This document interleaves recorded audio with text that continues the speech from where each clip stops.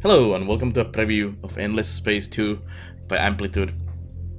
And Endless Space 2, like the previous one, is a 4X space empire management game, and it's coming to early access, well, today, from the recording of this video. And I'm just here to show you what's in currently, what's changed, and what's nice and what's maybe not so nice about the new game. And as with all the other games from Amplitude, it's very much in early access again when they launch it, as they always involve the community games together with with their fans, and they take a lot of feedback. They work mechanics, and they really involve their fans in the making of the game. Thus, they wanted to release this also in early access, even though they probably could have just finished it on their own. But they love their fans, their passion fans, and they know they do great things together. So here we are again, and they have a really good track record with their early access games. The Endless Space 1, Endless Legends, and Dungeon of the Endless all had the same similar process that they went through, and they're like one of the best companies doing early access, period. And they really know what they do, and they always have delivered a solid products from that early access. So I have a pretty good and high hopes and belief in them with this as well. But yeah, let's get into the game. So we'll start the new game here, and firstly let's go see the race options. So currently this early access version of the game has only 4 races available for you. Sophons, which were in the first game, the science-based race, the Cravers, the very much just warlike, kill everyone race, the Vodiani, which is a new one. They are very religious ship-bound people, so they don't really have like home planets and stuff like that. They're really cool, kind of very different. If you've played the Endless Legends, they are very much the Broken Lords taken to space and bit evolved the concept. And then you have Lumeris, who are this pacifist, I call them mafia fish people, who focus on just basically making money or dust, and they can sell and buy planets, like they can colonize planets by just buying them, not need to send a colony ship and things like that. So they're really cool. And we'll probably, let's try with the Lumeris. We'll start with that. And they have their faction traits and everything. I have a video, a preview on my YouTube channel. I have a link below the video that showcases all the races or the factions, minor and major factions, and shows all the mechanics and their traits, and tells more about them, and shows all the introduction videos and everything. So take a look at those. As I said, these are the major factions, and there is also minor factions. There's going to be 16 of them. There is currently 6. And at least one of the Endless Space 1 major factions, the Hisho, if you know the Hisho race, is now moved into a minor race, so it will not show up as one of the new major factions. But we'll go with the Lumeris for the showcasing. And then you can choose your color, as usual. And then you have galaxy options. There's currently Spiral 2 arms, Spiral 4 arms, and Twin Elliptical. I like the Twin Elliptical most. There's a small, tiny, medium, young, normal, old, random. Let's go with normal, and constellations, unique, and few. And then we have some advanced options you can do for the galaxy: density, node connectivity, the resources and curiosities and everything. In the galaxy, I like it pumped up to a lot. Then you have a maximum number of players, 6 at the moment. It counts you as well, so there's a maximum of 6. Or 5 plus you. In there, game speed, you go slow for now, or just normal. And game difficulty goes from sandbox to endless, which is after impossible. And then you can allow custom factions, and you can also alter things here. So unique, random, minor faction difficulty, and quantity. Let's pump that to high. Random events. Random event rarity, abundant, and then victory types. Currently only score victory and military victory, plus you cannot turn off either of those, so you'll always be having both of them on, which does limit the playtime of single playthrough on this version as Score Victory. In the version I've played, which is gonna be pretty much the version that will be launching in early access with some minor balance and bug fixes, but it will progress from there, of course. Only has about 100 turn limit, but that is to be changed for sure. And then you have the Economic Science and Wonder Victories as well. And then there's the session, currently only, well, my game, and single player option. So multiplayer is not in the game yet, which would be fun to actually try out, but hopefully we'll get the multiplayer as soon as possible. So multiplayer is one of the missing, big missing things at the moment. And then the competitors, so AI, all the races. Let's actually put the Cravers in there, and I'm Lumeris, so let's go. And I'll show you a bit more of the game. We'll also have to probably watch the race introduction video here. Actually, I'm gonna skip it because you can see these all in my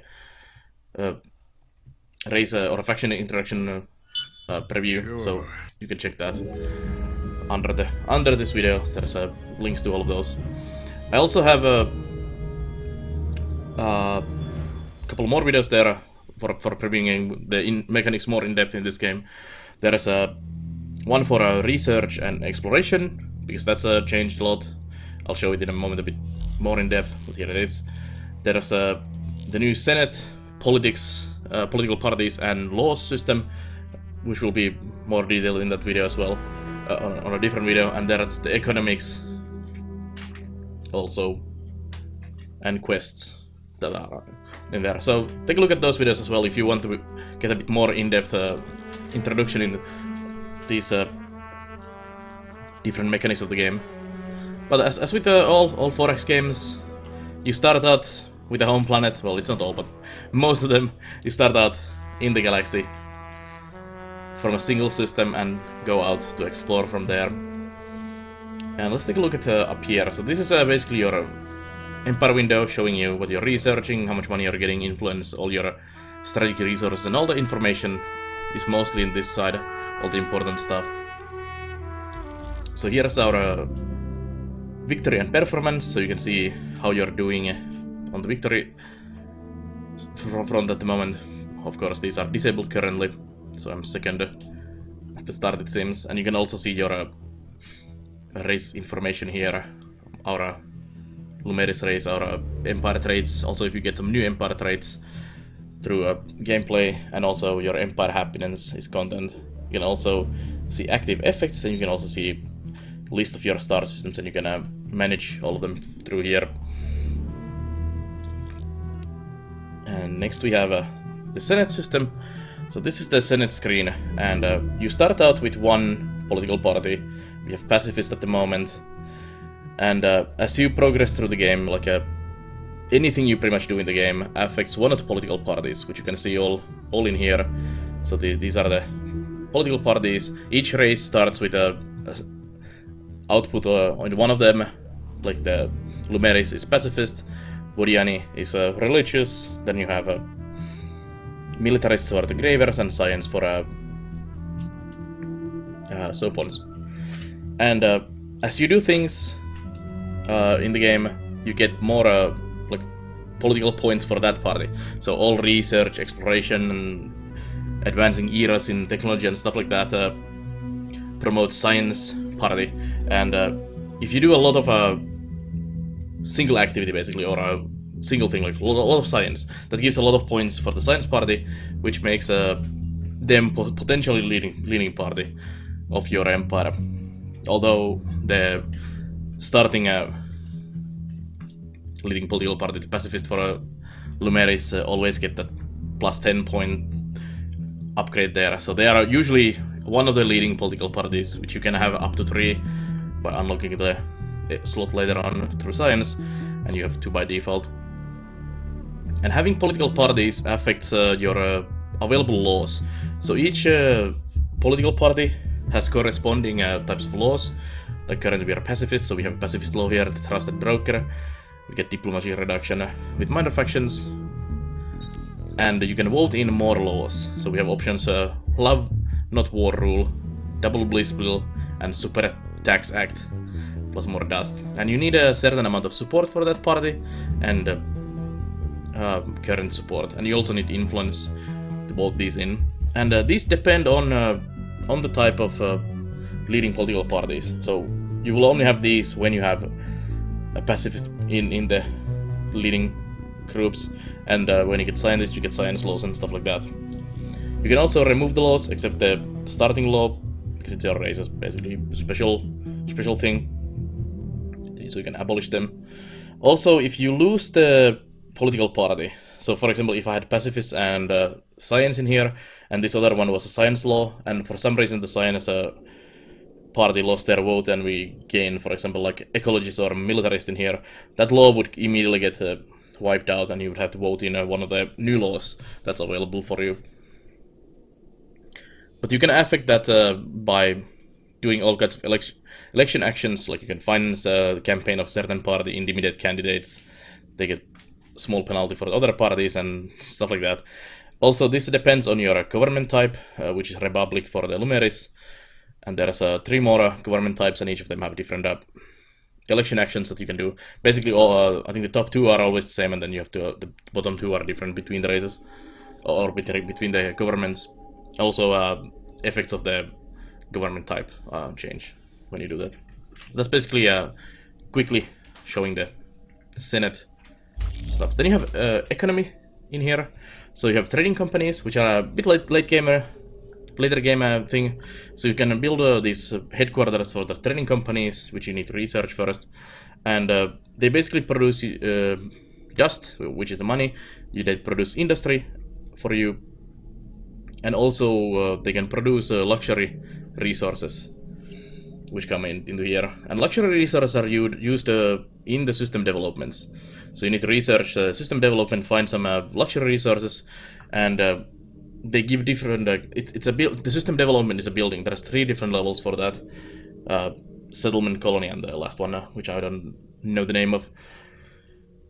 And you use the luxury resources to build those system developments, like the settlement, and it gives a certain buff to your whole system. Like there's one for money, and well, basically everything you produce in the system, there's a corresponding luxury resources, and they're really powerful, and you want to focus on those.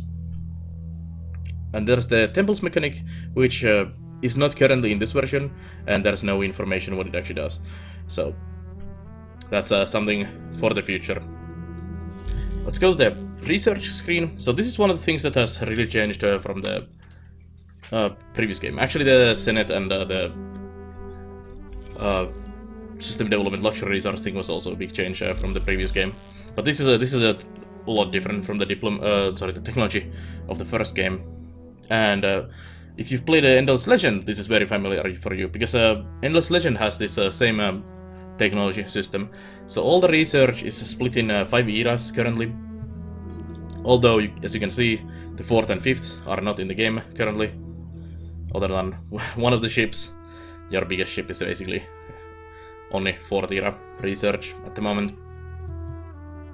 And you need to always research 10 of the researches in each era to progress to the next one, which basically just unlocks you the next one, so you can go for the better stuff, basically. Although each era has a lot of useful stuff. Sometimes even if you are already in like era 3, you remember that I might want to get one of them from here in the older eras. And these research are split also in this one. It's basically just a graphical and kind of ease of access split. But the top corner here on the left is everything about running your empire, influence, and diplomacy. Also, food is in here, so you have like farms, xenosynergy for diplomacy with the minor factions and stuff like that. On this side always. On here you have exploration, colonization, and science. So you get like movement points for the ships, probe upgrades. You have colonize atoll, colonize tropical, etc. And then you have science buildings like these magnetic field generators and exoscience stations, which actually have planetary specialization for science. And then down here we have always the military stuff. So this is everything you need to do about warfare is down in this corner.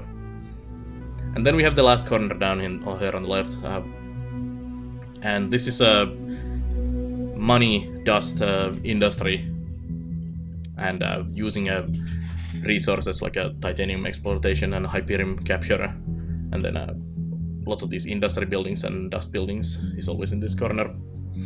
And as I said, the trade companies come a bit later, so here's in the second era there's the trade company HQ. And as I said, you need 10 of these, so you start with 2. Each race starts with the different technologies in here. So for example, we have this and this to start with, so we have 2, and we need to get 8 more to get this next era. Also up here is race-specific science. So basically your races ship types are up here, all of these, and there's also technologies you can get from quests and through the gameplay, not just from research, and they will show up here. They do not count in the era counter, so you waste well, you don't waste progress in the science into the next era if you research these, but it does slow you down because you waste a bit of time getting better ships, but it doesn't progress your era in any way. But you want ships, of course, to defend yourself against the evil neighboring aliens. That's the science system change. I really like. I always like the Endless Legend system, even though in Endless Legend the steps between the eras, the power level was pretty huge. Whenever you progressed an era, you gained a really powerful new stuff, which meant you were kind of dominating people who were in the previous era, and you really want to be ahead, basically. In this one, what I've felt in this version so far is that it's not as big difference as it was in the Legends, which is for sure a good thing, because the eras do gate you on things, because you need to always get the 10 and then get to the next one, so you're stuck in this one even if you want to quickly dive for a certain technology like later in here. So you have to go through always that 10 and then get the next ones. But in general, it's worked really well what I've played so far.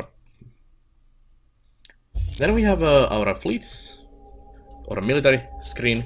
So you see the manpower base increase, and this is for the ground combat. And then you have a troop breakdown. Tanks and planes are not in the game yet, but will be later on. And then you have your fleets here, and you have a ship designer, so we can create new ships in here. And I like the ship builder quite a lot, even though at the moment the available modules for the ships are fairly limited. But you have different classes of hulls, and currently the role of the ship... currently the role of the ship is based on the hull you're using, and also there's the small and bonus effect from this hull type. And then you have modules you can put in there. You see your ship statistics, and there's all these empty slots you have in this ship, and they correspond with the icons to weapon module, support module, and defense module, and you can see the same ones up here. So for example, here we can pick up some slugs in the front for our ship. And for the defense, we can do plating, or we can do a bit of shielding. Let's do a bit of shielding.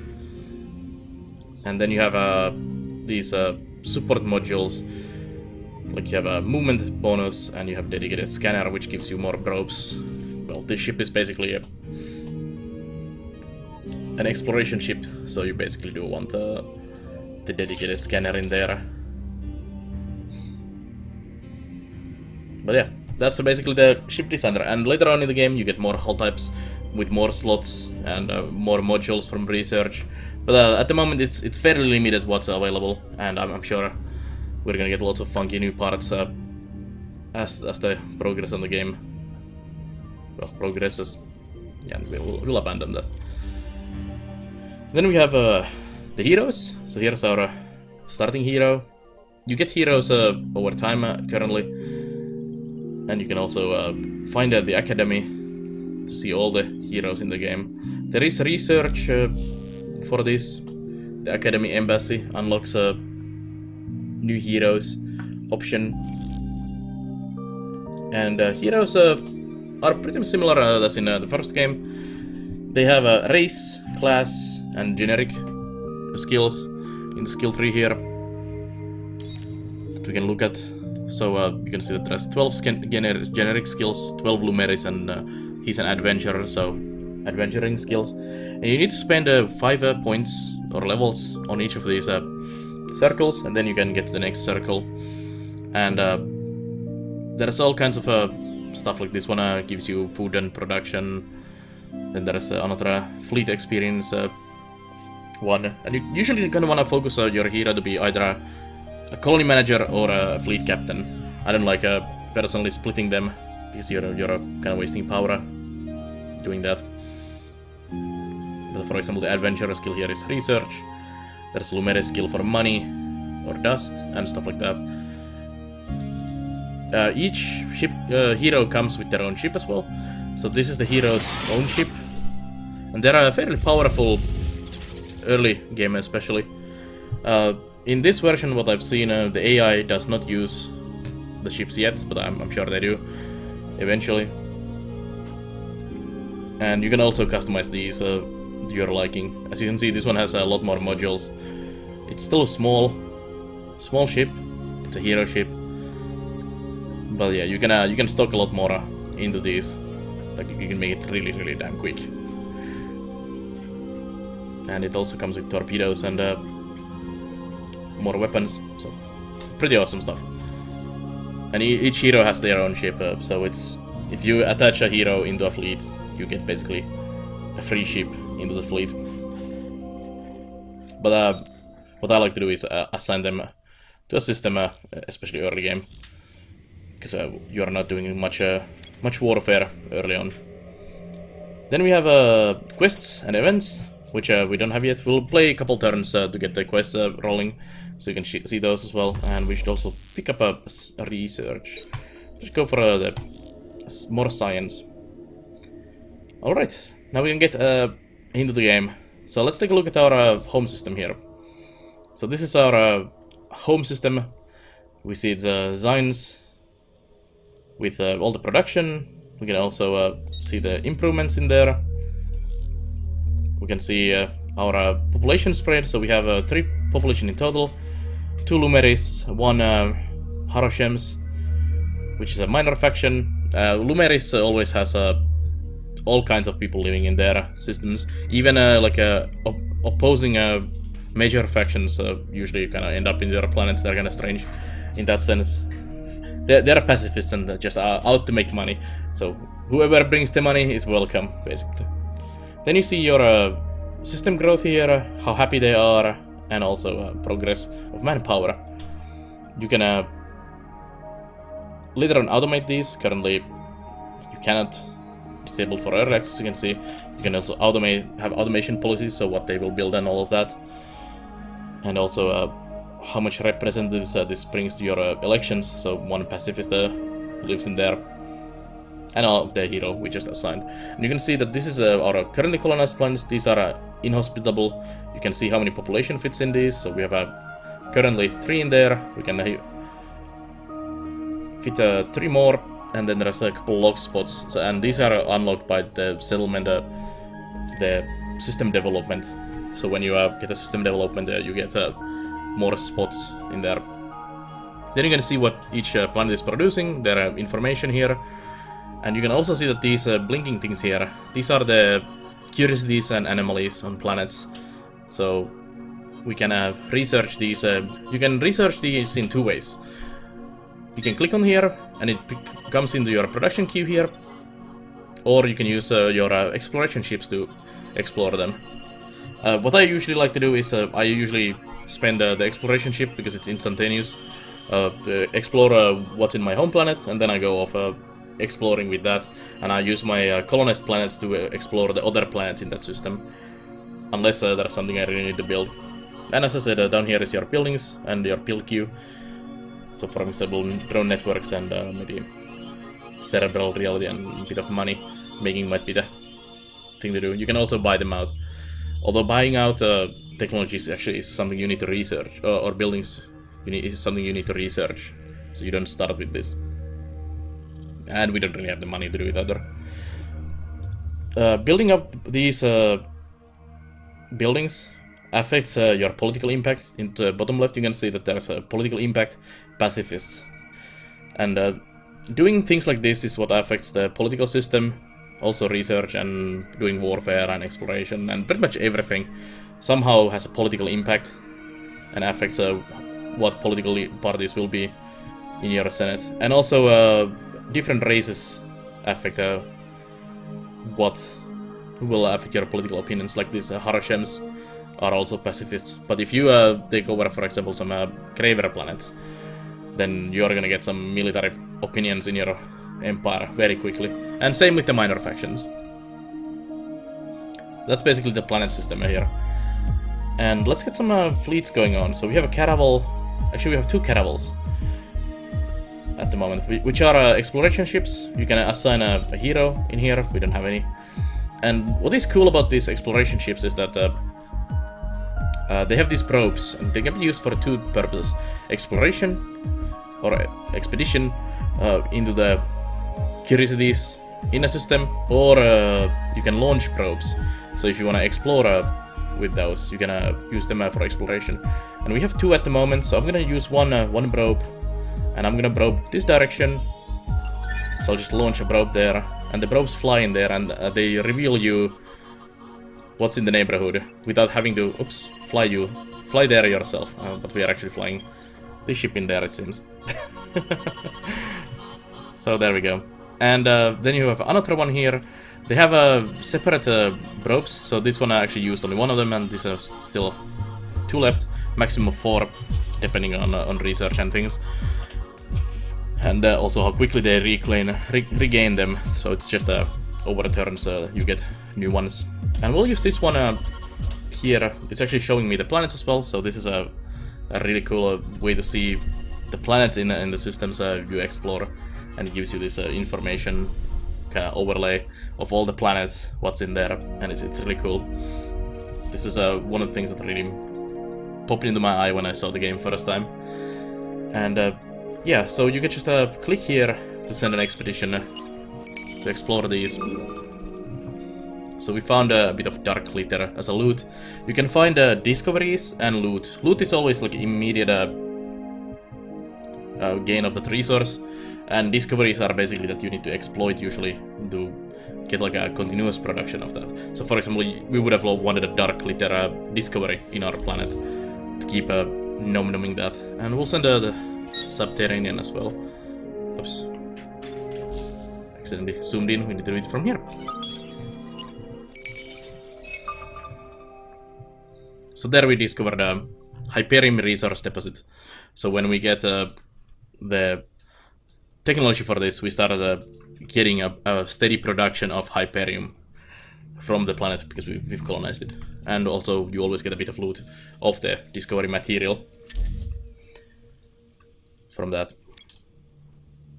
And we also apparently we discovered the dark litter, which is a luxury resource which gives us a plus 50 manpower on system if you use that in system development. But you don't want to use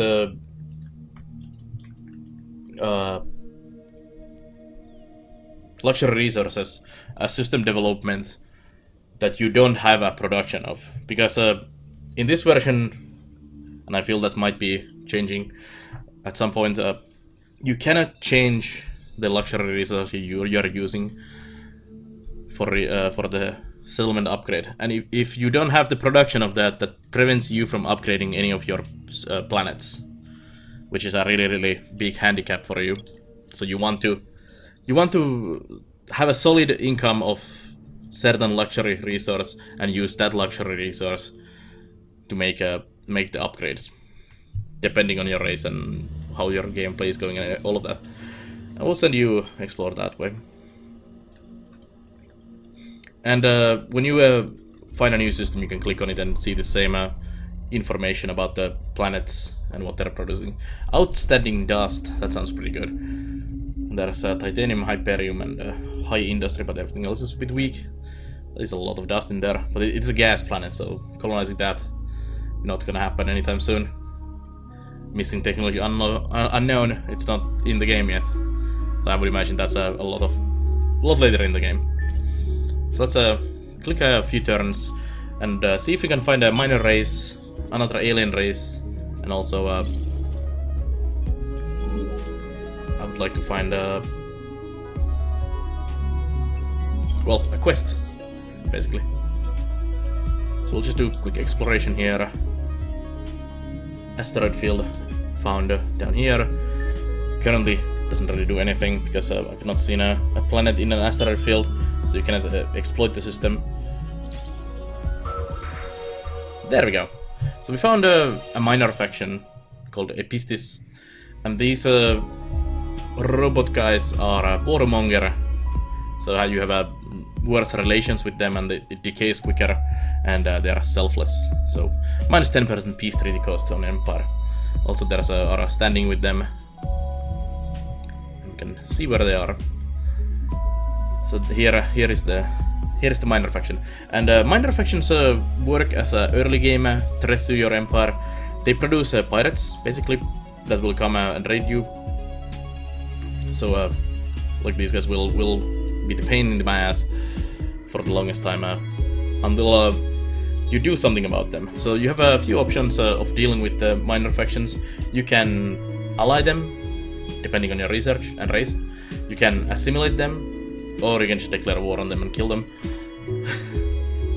And you can also improve your relations with them through different means, like Lumeris, which is the money-focused or the dust-focused race. So we can just keep bribing them. We don't actually have the technology for that yet. And it increases your standing with them. And if you want to assimilate the race, you need a certain well, you need at least 100 of the well, relation with them. And when you assimilate to take over other planets or ally the minor faction, you get their minor faction traits, like selfless from these. So you will get this as part of your empire's permanent abilities or traits. And there are some really good ones out there, like plus 10% research on one of these minor factions. And you really want to get some of these minor factions. Pretty much regardless what race you are playing. Of course, certain traits benefit certain races a lot more. Like Sophons are a super science race, so getting plus 10% research on that, on top of that, is like, holy crap. And then there's like a free, not free, but cheaper ships and stuff like that for you warmongers and all kinds of things. But there's only currently 6 of these in the game, although there is planned 16. And well, I want to see what's coming up. I hope that there's some cool stuff. Let's see. You are done, so let's send another probe in there. And you go in there. It's Pavo.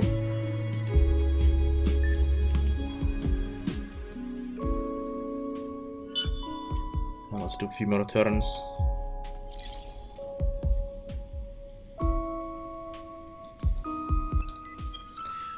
Currently the exploration is very quick because of the map sizes. And also my game speed. I can really quickly explore a lot of the galaxy if I want to, and yes, you do want to, and then use your probes for scouting the planets. But anyways, here is one of the quests. So each race has their own quest lines based on the trace, and this is the Lumeris' first part, business as usual. And you get always these snippets of lore about the race and what they're doing, basically, with the quest. But there's also not just the main race quest, but there's also all kinds of side quests and things that happen in your empire. And these are really cool and give you more like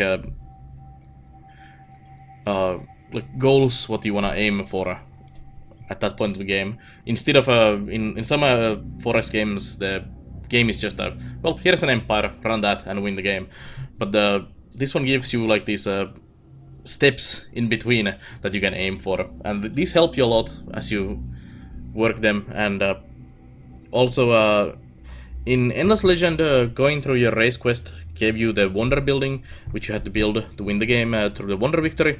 And I would imagine, since the research technology system and the quest systems are pretty much direct ports from that into this game, it's gonna be the same for this as well.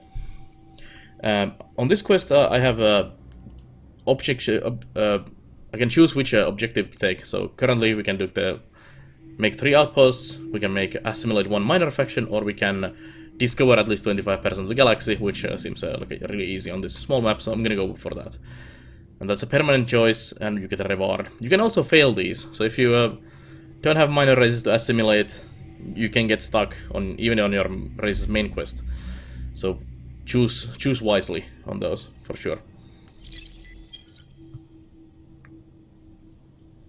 And that's pretty much most of the game in there. If only we find a neighboring faction. There's Hisho. Hisho used to be one of the major races of the game, or major factions, and it's dropped down into a minor faction now. Hunting culture, plus 20% weapon damage on ships. This sounds pretty damn nice. Racial bonus for you. So maybe we should get Hisho. Let's see, what else do we have here? Asteroid field, construction complete, and science complete. You can also queue up science, so if I want to, I can just queue up the next billion science we want to do for easier access. Send you in there. There should be another race somewhere in this area. On this map type, there's always, with 4 races, there's always 2 guys in there and 2 guys in there, and there's this middle part. One cool thing about this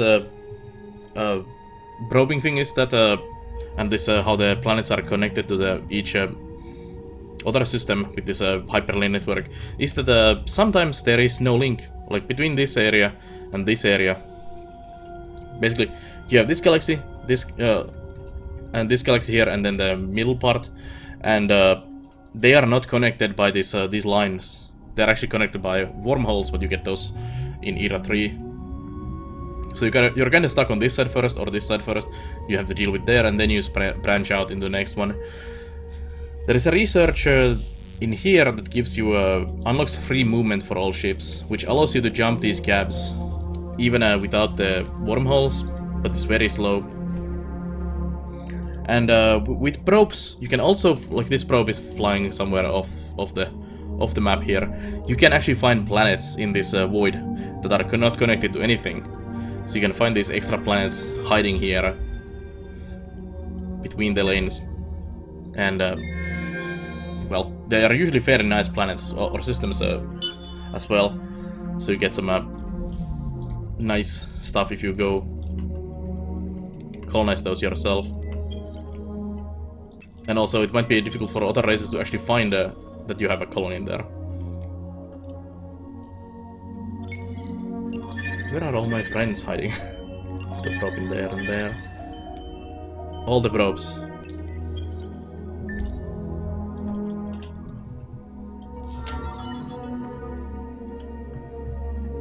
Get my hero leveled up there. But yeah, this is pretty much a endless space 2. Currently, what's in there? We just found cell phones. We didn't actually find them, but we found them. Well, they're somewhere in this area. I think my bro saw one of their ships somewhere. Oh, there. That's a minor faction. He shows. And we also did our exploration, so now we need to build 4 ships with military power. And we'll get superluminal engines, which is movement points +3 option. And that's done. We found Kairos and Hekim, which are all unique planets, and there's the Sophones. The Sophonity. So they have their empire down here. But yep, that's Endless Space 2. Going through most of the quick things they have in there, and it's really, really nice. You can also see the trade scans for trade routes, and you can also see the economy scan here for what these are producing. And as I said, it's missing a lot of stuff still. Half of the research, no multiplayer, half of the races, more than half of the minor races. The shipbuilding is a bit basic at the moment, although the underlying system is very good. And a lot of small things here and there. What is in the game currently is actually really, really good and really well done. And I'm really looking forward to see how the game progresses from this point. But at the moment it is for sure a bit quick experience, because you run out of stuff to do very quickly. You have a limited amount of maps that are pretty much the same, kind of randomized, but anyways, you have only 4 races, only 6 minor races, only a bit of science to do. And also, since you only have the score victory and the military victory option, so that limits how you can even win the game. Plus, not being able to turn off the score victory means on these small maps, score victory comes fairly quickly. Around 100 turns, I've seen always the game end into score victory by one of the races or me. And there's not a lot of replayability currently, in my opinion. It's just launching in early access, so it's understandable that it's missing a lot of content. But if you want to have that like super long empires and play big campaigns of Galactic Dominion, it's not in there yet. But if you want to jump into the Endless Space 2 and learn the game now and experience the game now, and also give feedback to the developers, because they are doing the early access so that you and us and everyone can give them feedback and what you want to see in the game, what you want to change in the game, and all of that. Now is the chance to do it. If you want the full experience, you might want to wait and see how the game progresses. But yeah, that's my preview of the Endless Space 2. So thank you for watching this one, and check out other previews, reviews, let's plays, and everything on the YouTube channel, and check out the live stream on nar.tv or twitch.tv/bellonar, where I do this game, many other 4X space games, many other strategy builder management games, and bit of everything daily. So I'll see you guys there, and goodbye.